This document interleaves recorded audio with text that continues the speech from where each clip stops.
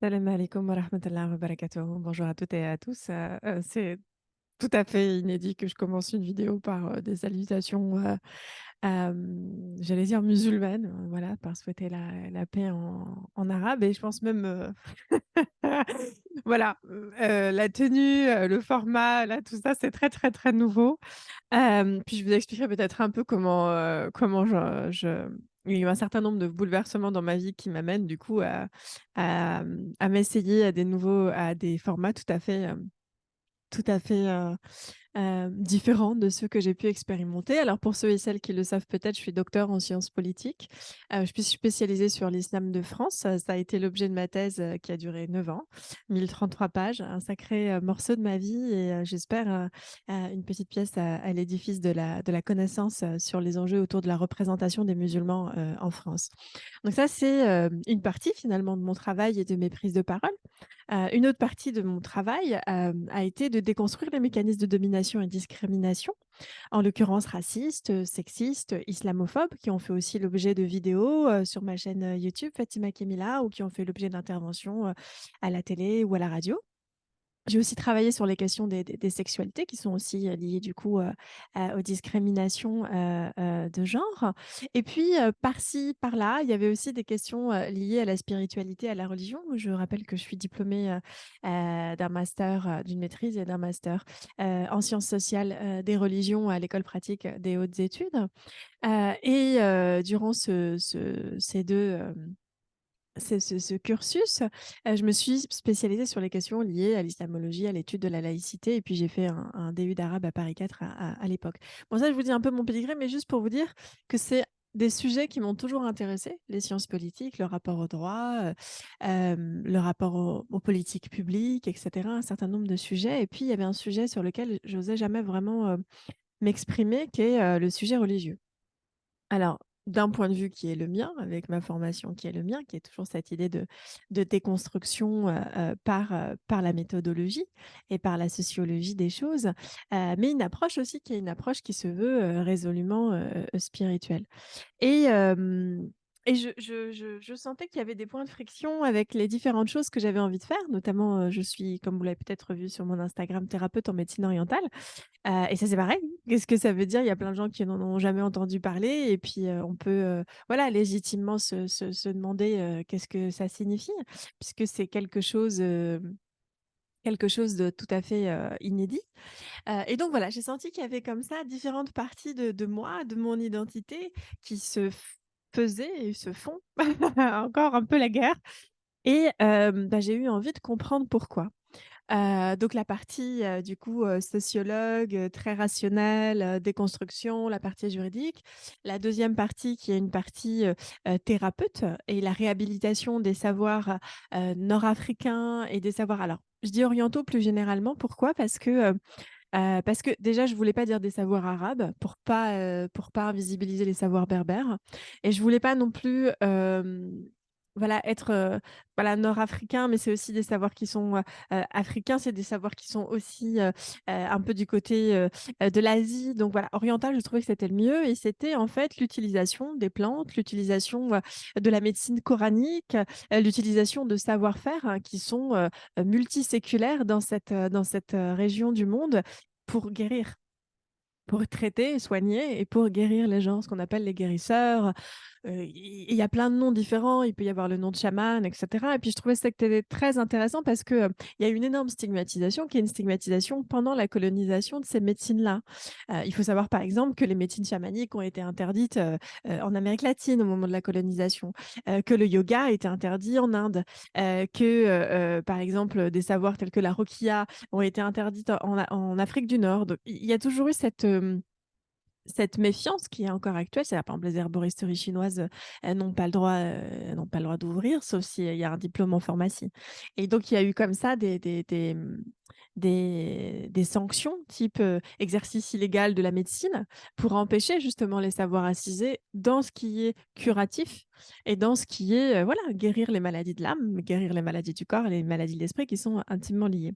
Donc je réfléchissais à cette difficulté que j'avais à appréhender cette partie, de moi alors que ça fait, c'est maintenant la 5e génération qu'il y a des guérisseurs, et des médecins en médecine orientale dans ma famille.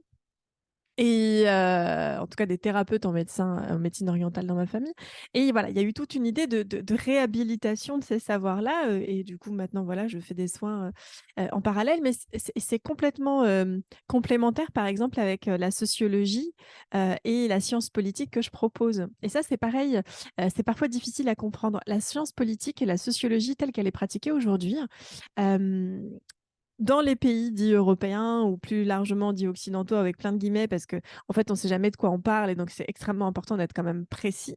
Mais en fait, il y a un certain nombre, voilà, de pays, dans lesquels les sciences humaines ont été construites alors qu'à la base, elles ont été construites pour régler des problèmes de société.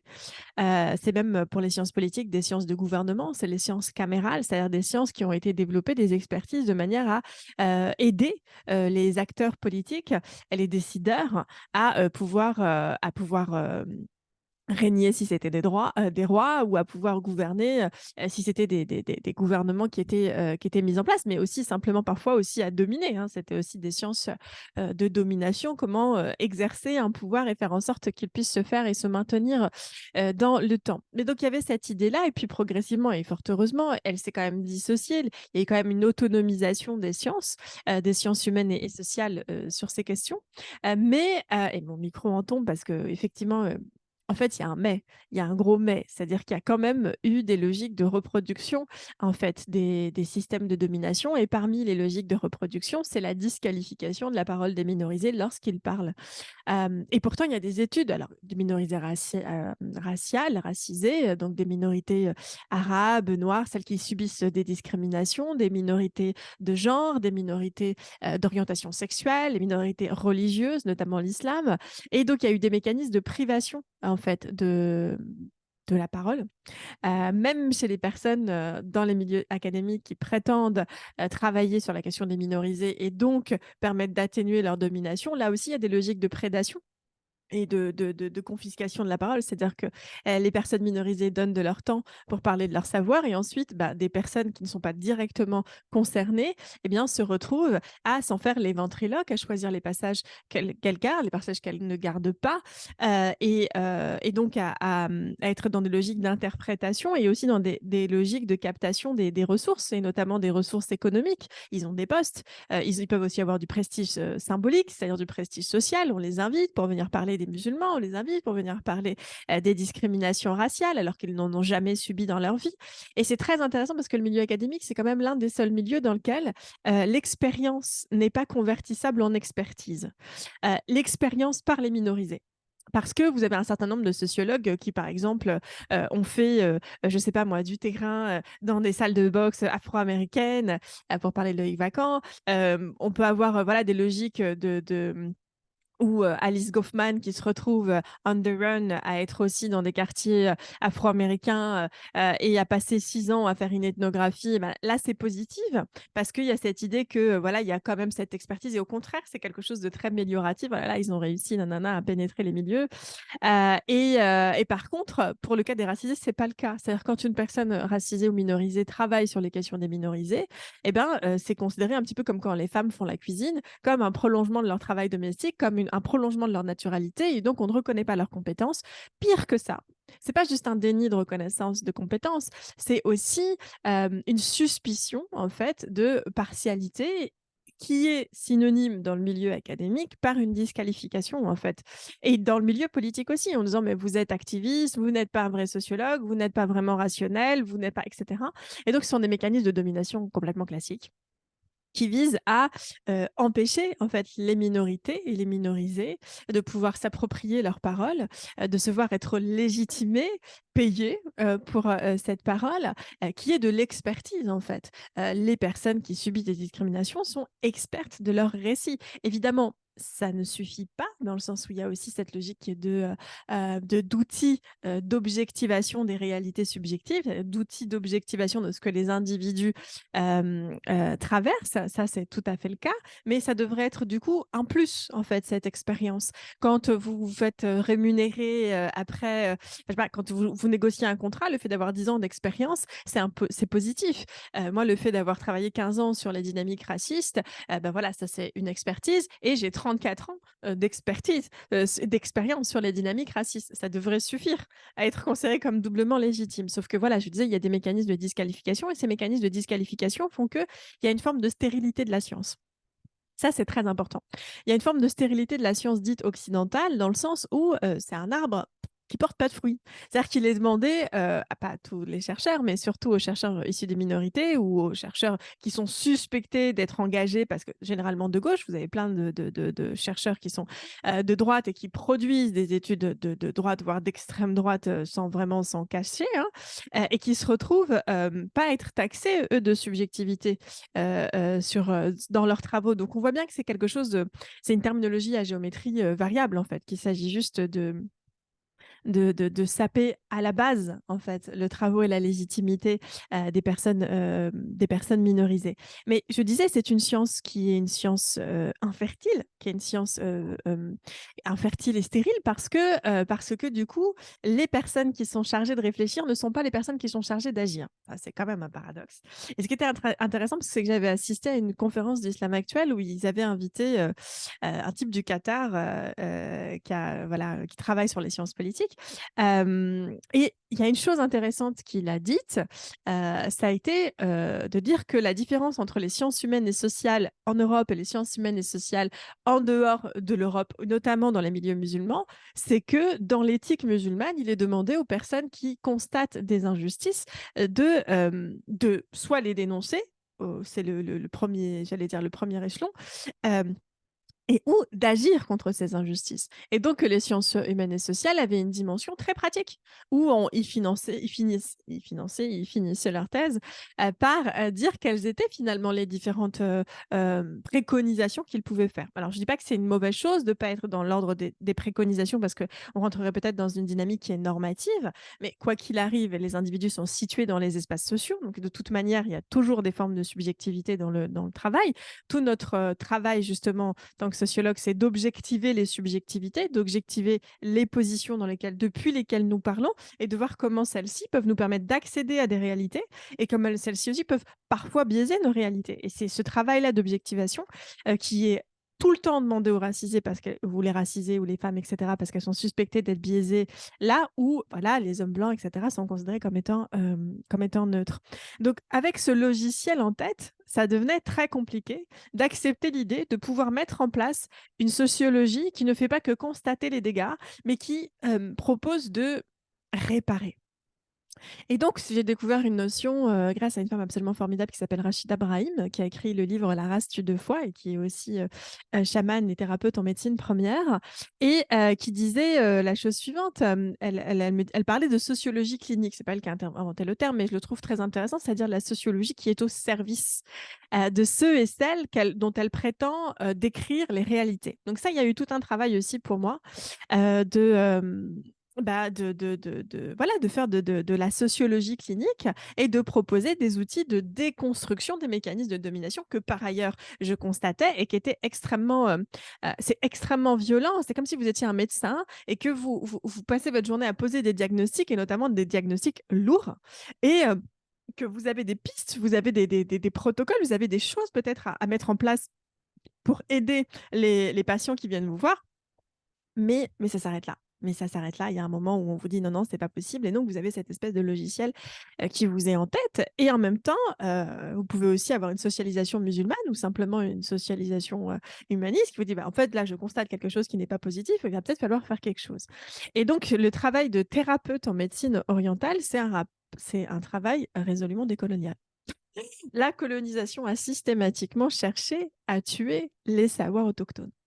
Ça, c'est hyper important. Les colonisations des différents pays européens, parce que les colonisations sont faites par les pays européens à l'époque, se sont faites et se sont traduites par des logiques de Bah, déjà de génocide, clairement, d'élimination des populations, des populations autochtones, en Amérique, par exemple, des populations, autochtones. Je rappelle quand même que la colonisation de l'Algérie, ça commence par 20 de la population algérienne qui est rayée de la carte, mais pas seulement.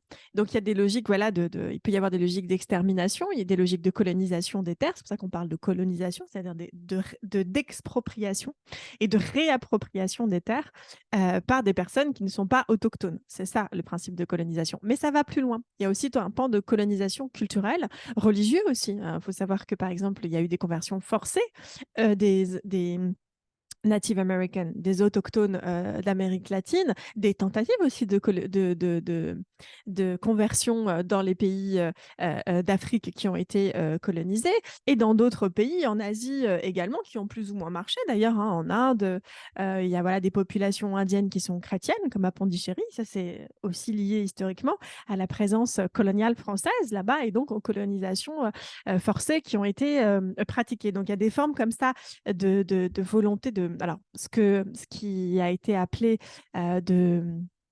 d'épistémicide, bien qu'il y a une vidéo que j'ai faite sur la question que je vous invite, à aller voir. Donc l'épistémicide, épistémé, c'est science, et cide, c'est tuer. Ben, génocide, c'est, bah, tuer par une catégorie de la population. Vous avez les féminicides, c'est tuer les femmes, et cetera. Donc voilà, tuer quoi? Tuer la science. Et en l'occurrence, c'est tuer les formes de savoir non occidentaux. Et donc, il y a eu tout un travail d'extermination des savoirs et de disqualification, c'est les deux, des savoirs non occidentaux et non masculins. Par exemple, pendant des siècles et jusqu'à il y a encore peu, les femmes s'accouchaient entre elles, et les femmes étaient détentrices, je parle aussi du cas européen, hein, d'un savoir au niveau des plantes, etc. Et l'inquisition et la chasse aux sorcières, ça a été de tuer des femmes. Ça a été de tuer, des femmes qui étaient savantes, et la mise en place aussi des formes de médecine telles qu'on les connaît aujourd'hui, avec cette rationalité et cette rationalisation, ça a été aussi tout un travail d'expropriation des femmes savantes, de leur savoir, au niveau des plantes, et cetera, et de leur corps. La gynécologie est une colonisation des corps féminins. En tout cas, ça a été pensé de cette manière. On a exproprié le savoir des femmes de leur propre corps, et puis c'est même une colonisation avec sa dimension raciale, hein, puis je reviendrai peut-être dessus une autre fois, mais par exemple, ceux qui sont considérés comme les pères de la sociologie, se sont pour, beaucoup exercés sur les corps de femmes racisées, notamment les corps de femmes noires esclaves, aux États-Unis. Donc voilà, il y a des mécanismes comme ça d'expropriation des corps, d'expropriation des savoirs, et notamment des savoirs médicinaux.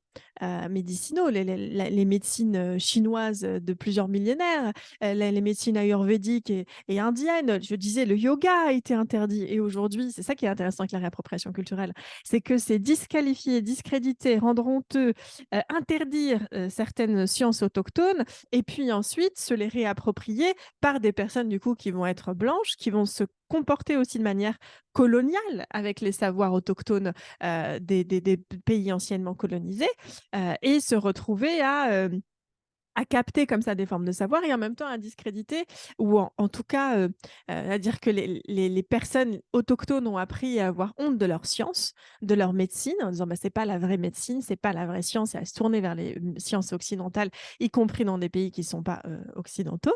Et donc il y a des points qui sont positifs, il y a des avancées par la science occidentale, et cetera. Et puis il y a des points négatifs. C'est-à-dire que j'avais une discussion avec un ami sénégalais qui me disait la dernière fois: «L'Afrique a ses réalités». Et effectivement, l'Afrique a ses réalités, l'Asie a ses réalités, l'Amérique, les Amériques ont leurs réalités. Et donc, évidemment, j'allais oublier l'Océanie, mais ça c'est pareil, hein, aussi, hein, avec les savoirs du Pacifique. Et donc, dans l'œuvre d'épistémicide, il y a eu des logiques de tuer les sciences locales, notamment les médecines. Et donc, moi, il y a tout un travail qui s'est mis en place, tout à fait guidée pour être honnête. Voilà, pour me réapproprier ces médecines, orientales, et ces plantes, ces savoir-faire, ces protocoles, les usages du Coran, et tout ce qu'on appelle aujourd'hui les mémoires de l'eau, l'aromathérapie, la phytothérapie, les ventouses, et cetera, et donc qui sont très hype, et dont finalement, en tant que personne, issue de minorité, ben, on peut avoir honte en disant: «Mais ça, c'est pas la vraie science, ça, c'est des formes de superstition, et cetera». Donc voilà, là, il y a eu quelque chose pour moi de très concret, parce qu'il y avait aussi cette logique de, alors, sociologie clinicienne, c'est guérir par les mots, par les mots, par les concepts, par la mise à distance comme ça, les mécaniques racistes, les mécanismes sexistes, les mécanismes discriminatoires en général, islamophobes, tout ça. Il y a eu, le deuxième temps qui est le temps en fait de thérapie en médecine orientale parce que il fallait guérir aussi les corps. Et j'ai compris qu'il y avait un moment où il y avait quelque chose où je pouvais pas aller. C'est-à-dire que les mots sont puissants, les mots sont chirurgicaux, ils vous ouvrent des plaies, ils les nettoient et tac, ça les referme. Mais il y a un moment où, et ça, c'est tous les travaux, et c'est intéressant parce que c'est pareil, je veux dire, les médecines orientales, notamment la médecine chinoise, etc., disent ça depuis très, très longtemps, que le corps a une mémoire. Et que on comprend pas pourquoi, mais qu'effectivement il y a certaines parties du corps qui sont associées à certaines douleurs, à certains traumatismes, et que bah, du coup pour aller guérir, bien sûr, il y a la parole, il y a les apports de la psychanalyse, même si la psychanalyse est, lorsqu'elle a été fondée, une science à la fois raciste et à la fois sexiste, même si Sigmund Freud le disait aussi, il dit voilà, je développe cette forme de savoir dans un contexte qui est le mien, et donc évidemment avec les biais qui étaient les siens. Mais voilà, ça s'est prolongé aujourd'hui dans la manière dont on enseigne la psychanalyse. Mais voilà, j'aurais peut-être des remarques à faire dans une prochaine vidéo sur la question. Mais évidemment, il faut décoloniser au niveau patriarcal et au niveau raciste la psychanalyse. Ça fait beaucoup de dégâts. Mais voilà, il y a un moment où, quand bien même la psychanalyse fait effet, on a il y a des choses sur lesquelles on bute. Et on bute d'autant plus facilement que ces choses sont transgénérationnelles. Et ça, c'est pareil.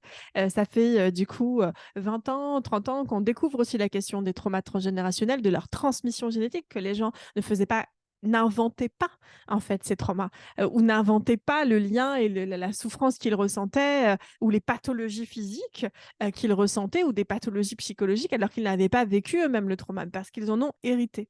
Et donc, les sciences, les médecines orientales, ça fait longtemps qu'elles savent qu'il y a des choses qui sont héritées. Ça fait longtemps qu'elles savent qu'il y a des nettoyages à faire, qui sont des nettoyages qui sont d'ordre transgénérationnel, qui sont d'ordre chamanique, qui sont d'ordre, voilà, par les plantes, par des médecines, par des savoirs religieux, et dont la médecine occidentale, elle s'arrête là. C'est-à-dire qu'elle est dans le monde manifesté, elle traite des symptômes, pas les causes. Parfois, c'est efficace, c'est nécessaire. Il ne s'agit pas de jeter le bébé avec l'eau du bain, mais en même temps, reconnaître aussi eh bien, les réalités non occidentales. Et donc, traiter le corps par le corps. Et donc, ça, c'est aussi eh ben, le deuxième temps, finalement, des réalisations qui ont été les miennes. Voilà, et n'hésitez pas à me contacter, d'ailleurs, si vous souhaitez plus d'informations sur ces questions. Et puis je pense que je ferai aussi toute une partie là-dessus. Et puis il y a quand même un troisième temps qui est, alors là, vraiment, j'allais dire, de l'ordre de la double colonisation. La double colonisation, qui est, en fait, bon, déjà, il y a un livre qui est super, qui s'appelle Le trauma colonial, qui a été écrit par Karima Lazali. Et je vous dis ça parce que, avec ce ton-là et cet air-là, parce que c'est des livres qui sont durs, c'est comme la race tue deux fois. C'est-à-dire, vous lisez pas ça pour vous détendre un vendredi soir, avant d'aller au lit avec votre mari, quoi. C'est pas, ou votre femme, ou c'est pas ça. C'est-à-dire que c'est des choses qui sont lourdes, qui sont denses et qui sont en même temps nécessaires. Et dans le livre Le trauma colonial, elle dit quelque chose que dit aussi Frantz Fanon. Frantz Fanon, il dit la chose suivante. Donc, Frantz Fanon, qui est un psychanalyste martiniquais, qui a vécu une grande partie de sa vie en Algérie, qui a été engagé contre les nazis en France, et puis ensuite contre la France pendant la guerre décoloniale en Algérie. Donc, il est aussi surnommé Fanon, l'Algérien. Enfin, voilà, c'est vraiment un auteur séminal, c'est un auteur central dans tout ce qui est décolonisation, les damnés de la terre, Peau noire, masque blanc, l'an 5 de la révolution algérienne. Voilà, il y a un certain nombre d'ouvrages qu'il a laissés. Il est parti trop tôt, malheureusement, il est mort à la trentaine. Mais voilà, qu'il a laissés et qui ont perduré. Et donc, Frantz Fanon disait que le colonisé et le colon sont tous les deux prisonniers du système colonial. Et ce que dit du coup l'autrice du livre Le trauma colonial, c'est qu'elle dit en fait le colonisé s'est retrouvé à intérioriser deux figures dangereuses pour lui. La première, c'est la figure du colon, et donc que le colonisé a intériorisé le persécuteur et vit avec cette voie de haine de soi et de déni des subjectivités, de déni des expériences, de déni d'humanité. Donc ça, c'est des traumas, c'est exactement la même chose pour les logiques sexistes, c'est d'avoir intériorisé aussi, eh bien, les voix patriarcales et donc de se retrouver même seul dans sa salle de bain à se juger à travers des normes patriarcales en pensant: «Ah bah, je devrais être plus mince, ah bah, là, je suis poilue, ça devrait pas être là», ou pareil dans les cas de viol, bah, si j'ai été violée, c'est que, bah, peut-être que je l'ai cherché. Donc ça, c'est des voix patriarcales et c'est pour ça que, c'est intéressant. Moi, je parle toujours de colonisation patriarcale et de colonisation coloniale et ces colonisations, c'est une colonisation des corps, par, le viol, c'est une colonisation des espaces, voilà, par l'expropriation des terres, par les 2 d'ailleurs, hein. Il y a eu des viols, dans les colonies, des viols d'hommes et de femmes. On oublie souvent les hommes, mais aussi ils ont été victimes de violences sexuelles pendant les épisodes coloniaux, les moments coloniaux, comme dirait Roman Bertrand. Voilà, donc il y a ces dynamiques, d'intériorisation de la voix des persécuteurs et comme je disais, qui concernent l'ensemble des minorisés. Les minorités sexuelles aussi intériorisent complètement les voix, d'hétérosexuels, en fait. Et pareil, donc les homosexuels, la voix des hétérosexuels. OK, très bien. Et c'est aussi un mécanisme qui a été travaillé par, W.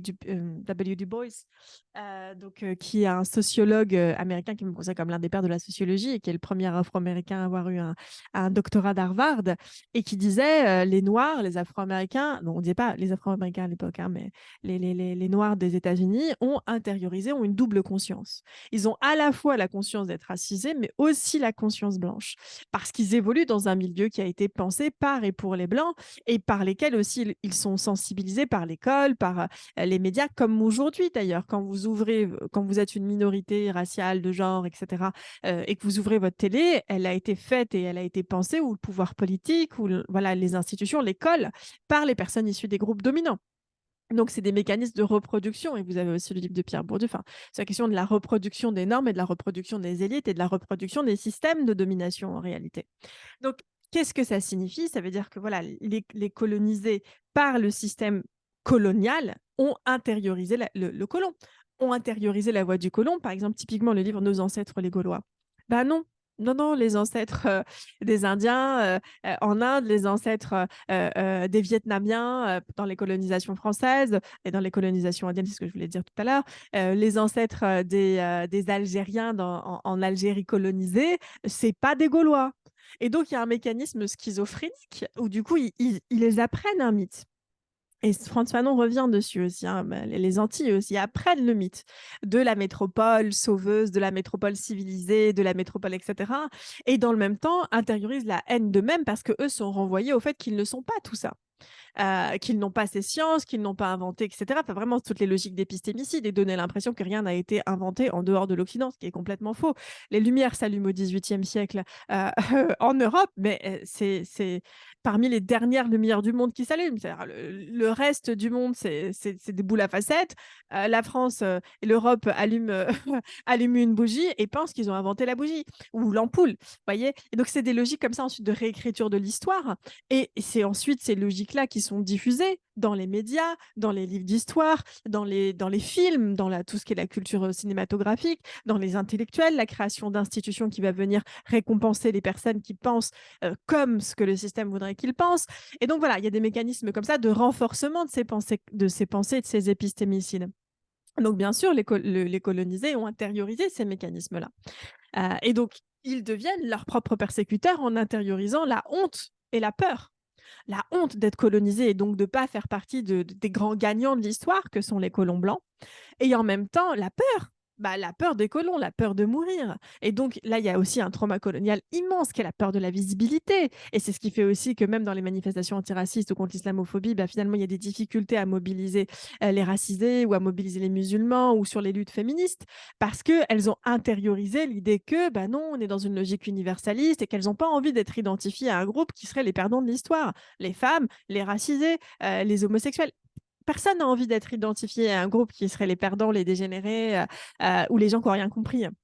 Et donc, il y a des mécanismes, ce que j'appelle des erreurs d'identification au groupe dominant. Et donc, on se retrouve avec des royalistes plus royalistes que le roi, parce qu'ils ont intériorisé la haine d'eux-mêmes et qu'ils espèrent, par ces mécanismes de négation d'eux-mêmes, bah, j'allais dire la sortie du système raciste, ou la sortie du système sexiste, ou la sortie du système hétéropatriarcal. Sauf que ça ne marche pas comme ça, parce que à côté voilà, de la honte, il y a de la peur et à côté de la peur, il y a de la honte. Donc il y a cette forme de colonisation qui est évidemment une colonisation par les colons qui ont été intériorisés. Et ça, c'est un système classique en psychologie ou en analyse, hein. On intériorise même des personnes de notre famille. Voilà, la mère intérieure, le père intérieur, l'enfant intérieur. Il y a toute une psychologie, un type de thérapie qui s'est développé autour justement de la psychologie, d'intégrer en fait des individus de notre famille intérieure et de refaire des éléments positifs. Parce que si on a intériorisé un père maltraitant ou une mère maltraitante, on s'auto-maltraite inconsciemment pour reproduire en fait ce que elle et ils ont pu faire. Donc ça, c'est une autre question, mais qui est très, très intéressante et sur laquelle on pourra revenir après. Mais ce que j'ai trouvé très intéressant dans le livre de Karima El Ghazali et que je trouve très, très frappant, c'est que le colonisé intériorise aussi le colonisé. Voilà. J'étais pas prête. Qu'est-ce que ça veut dire? Ça veut dire que la honte et la peur, il l'intériorise pas que de la peur du persécuteur, mais il y a aussi une voix en lui, en fait, qui a intériorisé la haine de lui-même et qui n'est pas simplement la voix extérieure, qui est aussi cette idée que, ben non, non, non, enfin, je ne saurais pas comment vous expliquer ça autrement que par un exemple. Typiquement, intérioriser le colonisé et intérioriser le colon, ça veut dire qu'il y a 2 moments. Il y a un moment qui est vers l'extérieur et un moment vers l'intérieur. Le moment qui est vers l'extérieur, c'est le rapport au quant à soi, qu'ensuite on intériorise. Enfin, au quant à soi, à l'autre, qu'ensuite on intériorise et le moment vers l'intérieur, c'est le rapport aux êtres qui nous ressemblent, en fait, et à nous-mêmes. Et pour la question du colon et du colonisé intériorisé, vous allez voir le rapport du coup avec et la sociologie, puis la sociologie clinicienne, puis thérapeute en médecine orientale, et puis les questions spirituelles. C'est le moment où on apprend à avoir honte de nos héritages. Des héritages religieux, des héritages culturels, des héritages esthétiques, des héritages génétiques. C'est la honte de son nez, la honte de sa bouche, si on les trouve trop épatés, la honte de sa couleur de peau, la honte de certaines pratiques. Voilà, il y a des choses comme ça qui sont intériorisées. Mais je parlais de double colonisation parce que c'est là où je la trouve très intéressante. C'est qu'il y a eu effectivement une colonisation des corps et des esprits par les colons, mais aussi une colonisation des corps et des esprits par les colonisés sur les personnes que sont les femmes. Et donc, les femmes ont été les femmes orientales, les femmes nord-africaines, les femmes africaines, les femmes indigènes américaines, etc., ont subi en fait une double colonisation, qui est une colonisation de leur corps par les hommes racisés et une colonisation et de leur esprit, et une colonisation de leur corps et de leur esprit par les hommes blancs. Et il y a eu comme un espèce de logique. Ça a un nom, d'ailleurs, dans les milieux. Ça a un nom dans tout ce qui est biochimique. Pas biochimique, biodiversité. Par exemple, vous avez un banc de poissons et vous avez une attaque par le dessous des requins et une attaque par le dessus des oiseaux. Et donc, je trouve là une logique synergique, je retrouve réellement. Et donc, du coup, quand les oiseaux attaquent, les poissons descendent. Quand ils descendent, tac, les requins peuvent les manger ou les baleines peuvent. Enfin, c'est pas les baleines mangent du plancton, mais voilà, les requins peuvent les saisir et donc ils se retrouvent complètement piégés entre deux prédateurs. Et ben c'est les mêmes logiques. Les femmes colonisées se sont retrouvées entre deux prédateurs et deux prédations qui ne s'articulaient pas de la même manière, évidemment, mais qui ont fait des dégâts dramatiques. À qui les femmes colonisées allait-elle se plaindre du patriarcat et des violences sexistes et sexuelles qu'elle subissait de la part d'autres colonisés, d'hommes colonisés? À qui allait-elle se plaindre? À des hommes colons qui risquaient eux aussi de les violer et qui les ont violés, etc. Donc il y avait cette logique-là. Et je ne dis pas du tout que le patriarcat, c'est une violence qui appartient aux racisés. Pas du tout, au contraire. Moi, je parle même de continuum patriarcal. Je dis en gros, voilà, ils jouent dans le même camp. Ils jouent dans le même camp, c'est le camp du patriarcat. Voilà, il y a les modalités d'exercice de la violence sexiste ne se font pas de la même manière, c'est pas les mêmes registres, c'est pas les mêmes discours, c'est pas les mêmes modalités, mais le résultat est le même. C'est les colonisations des corps et des esprits des femmes et de leur spiritualité. Et c'est justement ça qui est la question quand je dis la colonisation des spiritualités. C'est-à-dire que, du coup, si les femmes colonisées ne pouvaient pas se plaindre aux colons de ce qu'elles subissaient des colonisés, eh ben, elles se retrouvaient vraiment bloquées entre des logiques et enfermées et condamnées presque à accepter des logiques parce que si jamais elles venaient à dénoncer les violences sexistes et sexuelles qu'elles subissaient par les colonisés, c'était aussi faire les jeux des colons qui, eux, ont instrumentalisé les logiques de lutte pour l'égalité hommes-femmes contre les femmes racisées. Et ça, et contre les hommes et les femmes racisées. Ça, c'est pas nouveau. Pendant la colonisation de l'Algérie, il y a des grandes cérémonies qui sont des cérémonies de dévoilement où on voit des femmes qui retirent leur foulard libérées par les hommes et les femmes blanches, le soutien des femmes blanches, notamment les femmes des colonels, des militaires qui organisaient, hein, de Massu, de Salan, pour être plus précise, en Algérie, des cérémonies de dévoilement. Et donc, et d'ailleurs, pour beaucoup, en fait, elles étaient déjà c'est des mises en scène, complètement des mises en scène qui sont produites, mais qui visent à produire des effets et à justifier l'œuvre coloniale par la libération des femmes. On l'entend encore aujourd'hui. On va envahir l'Irak pour protéger les femmes, l'Afghanistan pour protéger les femmes. Là, on parle de la question iranienne. C'est des prétextes, en fait. La question de l'égalité homme-femme dans ces pays-là sont des prétextes à des fins, c'est ce qu'on appelle le fémonationalisme, à des fins qui sont des fins racistes et ou capitalistes, des fins impérialistes.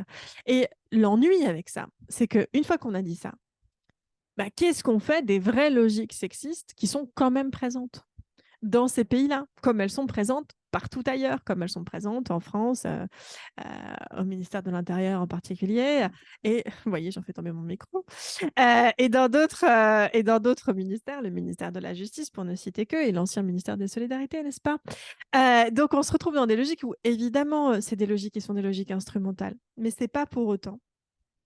C'est pas parce qu'il y a des risques de réappropriation raciste des luttes féministes dans les populations, chez les populations minorisées, que ça veut dire que les femmes doivent se taire dans les discriminations qu'elles subissent. Et parmi ces discriminations, bah, il y a les discriminations qui sont faites au nom de la religion, des discriminations qui sont légitimées. Ce pas des discriminations que la religion crée, mais ce sont les interprétations qui sont faites de la religion qui créent des mécanismes de ségrégation sexuée, qui créent des mécanismes de discrimination sexuée et qui passent crème. Et donc, il y avait cette idée, notamment une des principales discriminations, c'est le vol de la parole.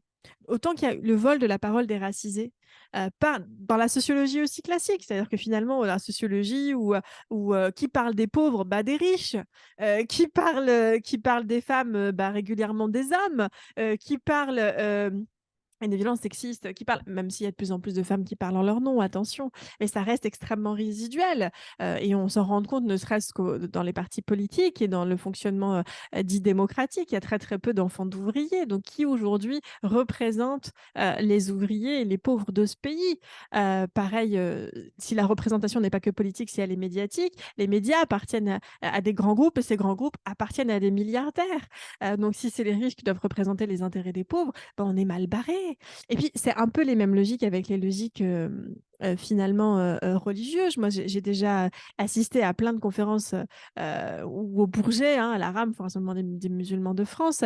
Et puis finalement, il y avait des panels sur la question des femmes et leur place. Alors, elles disent la femme parce qu'il ne faudrait pas complexifier le bordel. Et finalement, dans le panel, bah, il n'y a que des hommes. Donc voilà, il y a un certain nombre de problématiques et je trouvais important de pouvoir aborder aussi les questions religieuses depuis ma position, au même titre que bah voilà, elles peuvent être abordées par d'autres acteurs. Et pas que les questions religieuses, les questions internes. J'allais dire les questions internes aux populations minorisées, les questions internes aux populations musulmanes. Parce qu'il y a, il y a, il y a il y a des logiques de distraction, c'est-à-dire que bien sûr, il faut se battre contre le colon à l'extérieur. C'est-à-dire qu'il faut se battre contre le persécuteur intériorisé, etc., contre les logiques de discrimination, etc. Mais il faut aussi se battre contre le colonisé qui serait tenté à l'intérieur de reproduire des mécanismes de discrimination et de domination, en fait. Et je me suis aperçue que j'avais beaucoup travaillé sur les logiques de déconstruction à l'extérieur de moi-même, mais pas à l'intérieur de moi-même. Et ces logiques justement de silenciation, de peur du racisme, de peur de l'islamophobie, de ne pas oser dire que je suis musulmane, etc., mais aussi des logiques en interne. Alors dénoncer le sexisme, je l'ai fait dans les communautés musulmanes et aussi évidemment dans les communautés nationales, et les deux sont entremêlés, hein, parce que les Français sont de confession musulmane pour certains et il y a des musulmans français. Enfin voilà, tout est... Et j'utilise les deux expressions parce que c'est pas la même chose de dire ça, et que c'est important aussi de réintégrer dans la communauté musulmane les personnes, dans la communauté française, les personnes musulmanes. Voilà, donc tout ça pour dire que j'avais fait ce travail à l'extérieur, mais pas le travail à l'intérieur. Et c'est en lisant hier un dans le sens où je parlais des violences sexistes et sexuelles à l'extérieur, mais j'allais pas jusqu'au bout.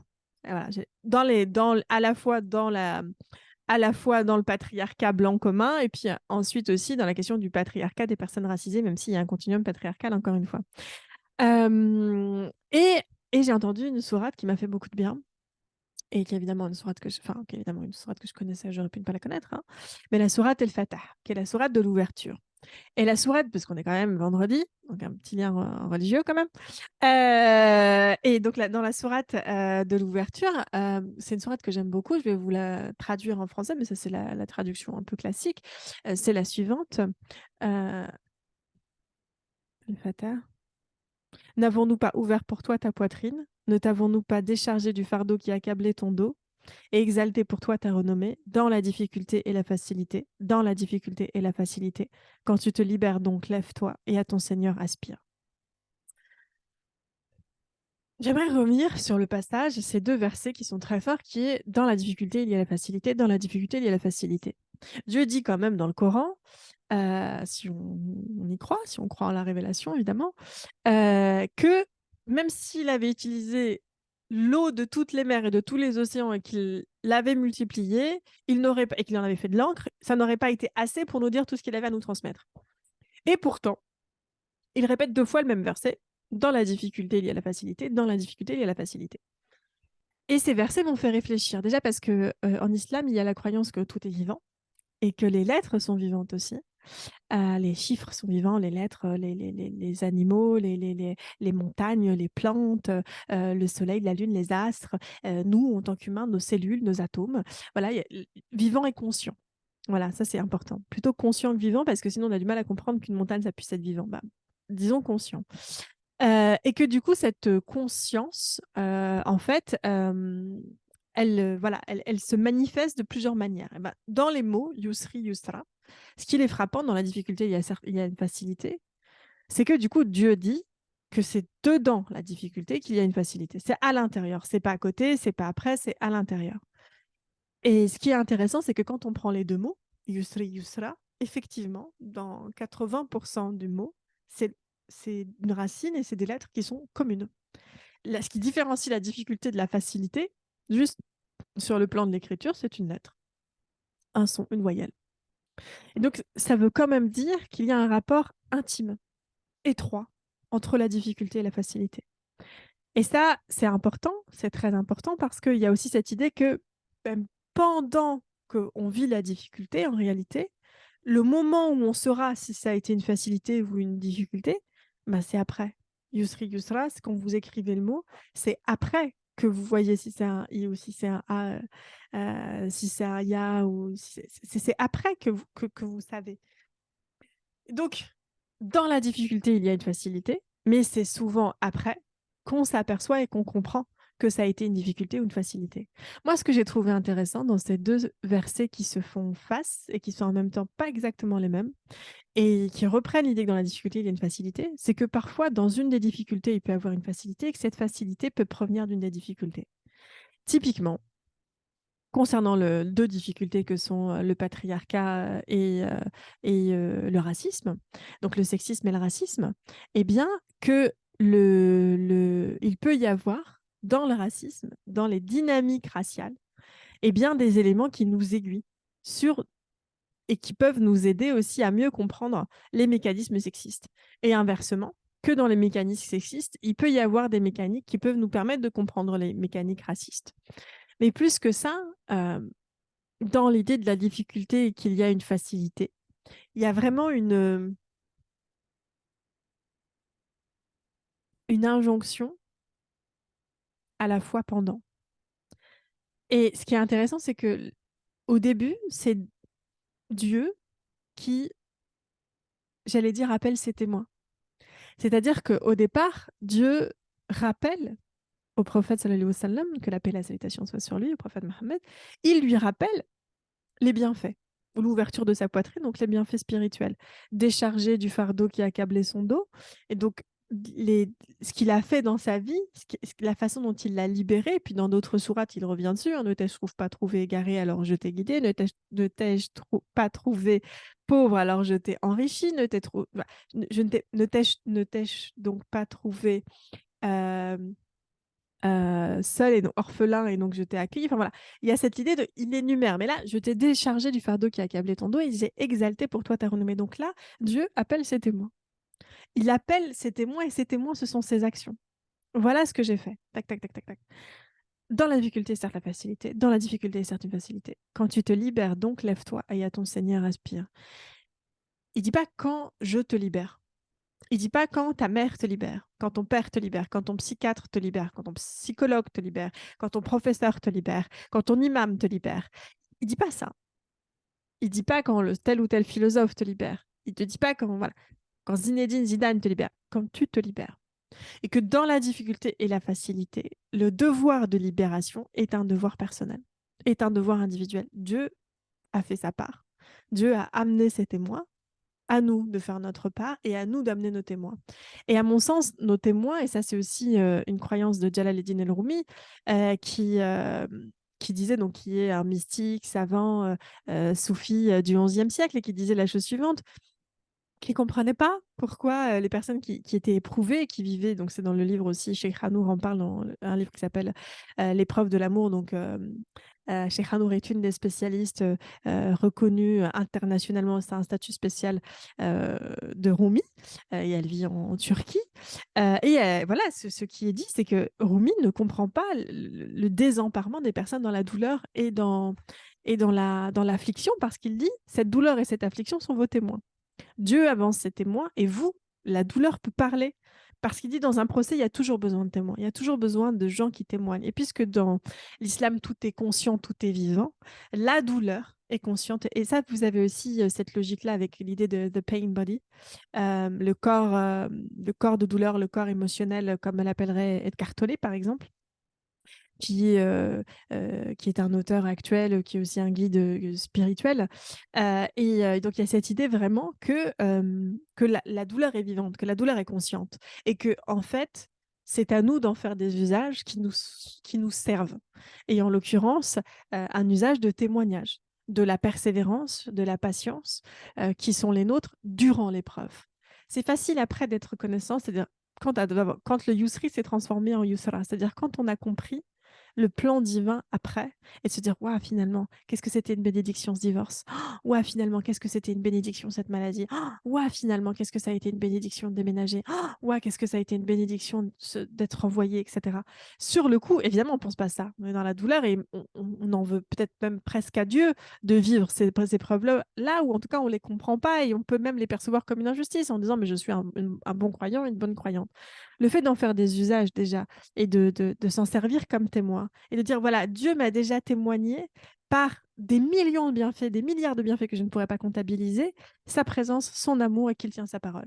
Et à moi, du coup, de tenir ma parole, donc ça c'est aussi le serment qui a été fait par toutes les âmes avant la réincarnation, mais on pourra peut-être revenir dessus une autre fois, mais celle de croire en Dieu et celle de l'adorer, de se remémorer Dieu, en tout cas aussi dans cette existence, et que la douleur puisse être aussi un témoin après, pour la vie d'après, de ce travail de fidélité qui est fait à Dieu. En fait. Et je reviens à ce qui était, quand tu te libères, donc lève-toi et à ton Seigneur aspire. Et se libérer, c'est se libérer des fausses croyances et se libérer du colon et se libérer du colonisé à l'intérieur, se libérer de la honte, se libérer de la peur. La honte d'être soi, la peur de ce que les conséquences d'être soi peuvent, enfin, de ce que le fait d'être soi peut amener comme conséquence, c'est une peur qui est légitime dans un pays où voilà, il y a presque une réhabilitation du délit d'opinion et du délit de croyance, hein, de la liberté de croire ou de pas croire quand on est musulman. Donc ça, c'est aussi tout un travail sur le séparatisme que j'ai fait et on pourra peut-être revenir dessus à une prochaine vidéo. Mais cette peur, elle n'est pas inventée. Cette peur de dénoncer des violences sexistes et sexuelles qui soient faites dans les milieux musulmans, racisés et ou par une personne bien blanche, bien dominante, etc., quand on est soi-même blanche ou soi-même racisée, c'est pas une peur inventée, c'est une peur des représailles, c'est une peur des conséquences pour soi, physiques, psychiques, financière. Et donc ça, cette peur, elle est compréhensible, c'est-à-dire qu'il y a bien un danger. Mais la peur est un choix.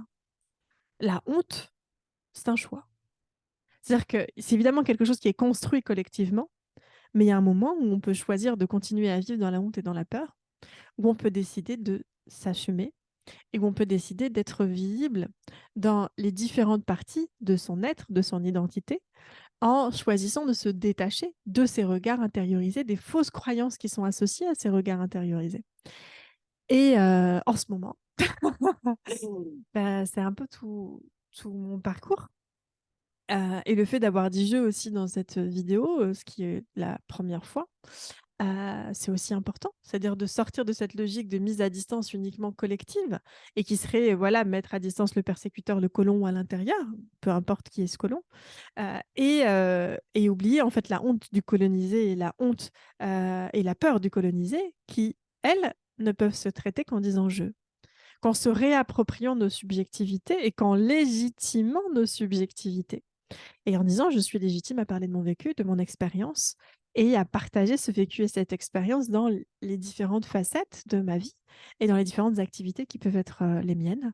Et vous l'avez compris donc, chercheuse, sociologue clinicienne, donc ça, c'est toutes les logiques d'autodéfense et d'ateliers d'autodéfense, soit, féministes, soit antiracistes, soit contre l'islamophobie, qui pourront être mises en place.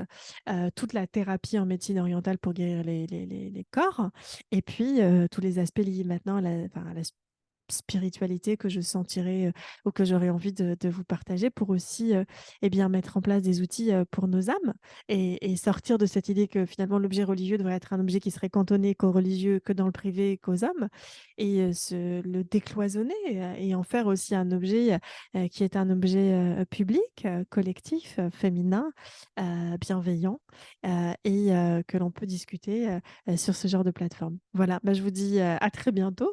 Je pense que les prochaines vidéos évidemment seront, plus courtes, mais que cette vidéo était très importante pour vous expliquer maintenant, bah, j'allais dire cette bifurcation, mais c'est pas des bifurcations, c'est plutôt mon choix, de réunir comme ça, les différents, affluents de voilà, des rivières intérieures et d'en faire, un seul et même grand fleuve, et de vous le partager, dans les formats qui seront, soit des ouvrages, soit des podcasts, soit des vidéos, soit des ateliers, soit des conférences, peu importe, finalement.